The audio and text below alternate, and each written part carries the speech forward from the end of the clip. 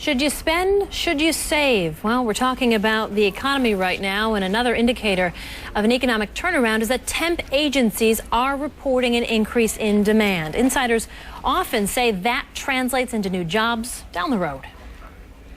My division is a temp to hire division, and when there is a recession, the temporary workforce is the first to go. When we're on a comeback, the temporary workforce is the first one back. So we are definitely seeing an increase in our orders.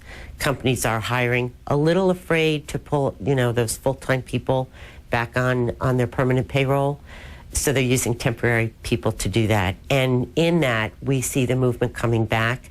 That's a very positive sign. So real optimism from that young lady who works with temp agencies. Let me bring our guest back in this hour. That's Bob Moulton, who is a mortgage broker. Lauren Fix, an automotive analyst who has moved inside. Nice to see you inside.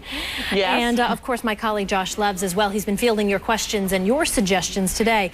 I want to go back to the optimism right now because a lot of people are saying this could be a real opportunity for you if you are trying and have the ability to spend right now, if you have the savings, if you are confident in your employment situation. So, Bob, I want to ask you about potential changes people should be making to their homes right now. Is now a great time, since so many people have not been building, to maybe do home renovations? More people are doing home renovations. They're staying in their houses. Where you had double income, no children, those people that are looking to buy a bigger house are realizing that it's too costly, and what they're doing is adding extensions to the house, renovating, putting on additional bedrooms and bathrooms. So we're seeing a lot more renovations now than we have in prior years. And you think it's a good thing to be doing now if you have the cash? Well, if you have the cash, or you can take out a mortgage to, finance the addition if you have the equity in the house. Okay, what about buying a car right now or leasing a car? Lauren, what do you think about going out and leasing right now? Or if you are really in the driver's seat, should you be buying?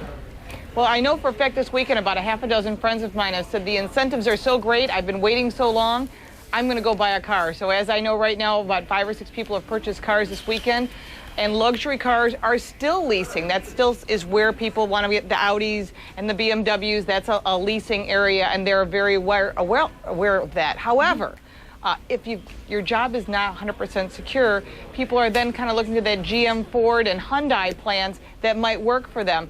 But, my real solution is if you're insecure about your job future, this is not the time to buy a car. Maintain your car. The do-it-yourself market, or the do-it-for-me market, has expanded dramatically, and the Car Care Council is very aware that people are keeping their vehicles around 11 years now. So don't just go out and buy that car because the incentives are so great. Really look at your numbers and your budget and see what you can afford. Those plans you mentioned by the 3 automakers, those are essentially safety nets for people.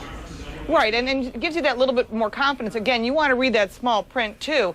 Ford's plan seems to be the best of the 3, where they're willing to offer $1,000, where General Motors is saying, well, we'll give you $500 Lauren, for 3 I'm months. sorry I have to break our conversation up. I apologize, that was a bit premature. Okay, we are going to go to this news conference out in Massachusetts. In Buzzards Bay, we're learning more.